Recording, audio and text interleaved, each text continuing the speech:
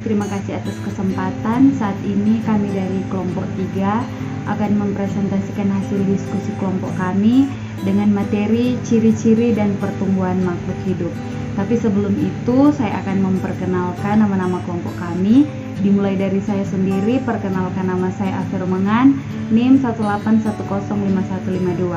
Dan anggota kelompok yang lain, yang pertama Meisi Mokodompit, Peggy Ahi, Cerol Dolontelide, dan Christian Tuo.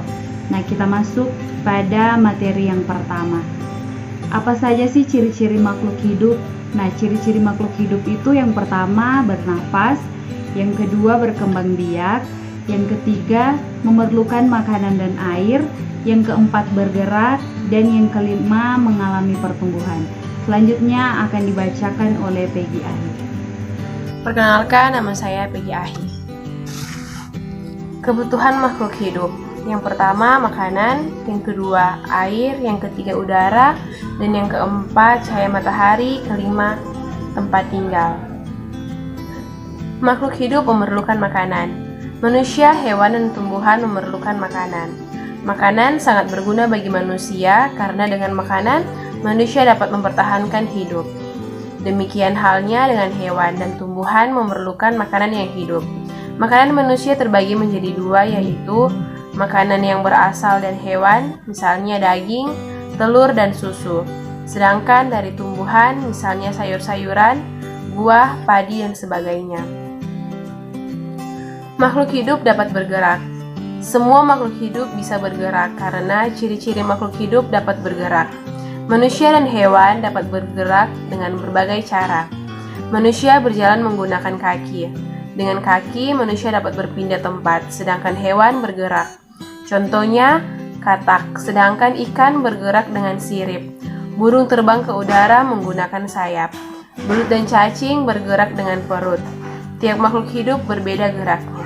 Terima kasih dan akan dilanjutkan oleh Christian Tuo. Kenalkan, nama saya Christian Tuo, NIM 181055175. Makhluk hidup bernafas. Bernafas adalah kegiatan menghirup dan mengemus udara. Semua makhluk hidup memerlukan udara. Udara digunakan untuk bernafas. Udara adalah benda yang berwujud gas. Gas untuk bernafas adalah oksigen. Saat bernafas, kita mengambil oksigen lalu kita mengembuskan karbon dioksida, kemudian diserap oleh tumbuhan. Setiap makhluk hidup memiliki alat pernafasan. Cara bernafasnya juga berbeda-beda. Makhluk hidup sangat banyak jenis alat pernafasannya. Manusia bernafas menggunakan paru-paru yang terletak di rongga dada. Ketika menghirup udara, oksigen masuk ke paru-paru. Oksigen masuk melalui hidung. Ketika menghembus nafas, kita mengeluarkan gas karbon dioksida. Karbon dioksida dikeluarkan tubuh melalui hidung. Hewan memiliki alat pernafasan khusus. Ada hewan bernafas dengan paru-paru, contohnya kambing, sapi, kerbau. Ada juga hewan bernafas dengan insan, contohnya ikan. Sedangkan cacing bernafas dengan kulit, katak dewasa bernafas dengan paru-paru dan kulit. Perkenalkan, nama saya Meisi Mokodompit. Selanjutnya, makhluk hidup dapat tumbuh. Semua makhluk hidup mengalami pertumbuhan. Pertumbuhan diawali dari kecil menjadi besar. Pertumbuhan diawali dari sedikit demi sedikit. Manusia, hewan, dan tumbuhan dapat tumbuh. Mereka tumbuh dari kecil menjadi besar. Manusia tentu juga mengalami pertumbuhan. Pertumbuhannya ditandai dengan tambahnya tinggi badan, berat badan yang semakin bertambah. Bentuk fisik badan yang semakin berubah, misalnya ketika kecil ukuran pakaian kecil, namun serta dewasa pakaian sudah tidak terpakai lagi. Selanjutnya, makhluk hidup berkembang biak. Semua makhluk hidup berkembang biak, artinya makhluk hidup memiliki keturunan, yaitu memiliki anak agar tidak punah. Itulah tujuan makhluk hidup berkembang biak. Cara hewan berkembang biak bermacam-macam. Ada yang berkembang biak dengan cara bertelur, contohnya angsa, itik, dan burung.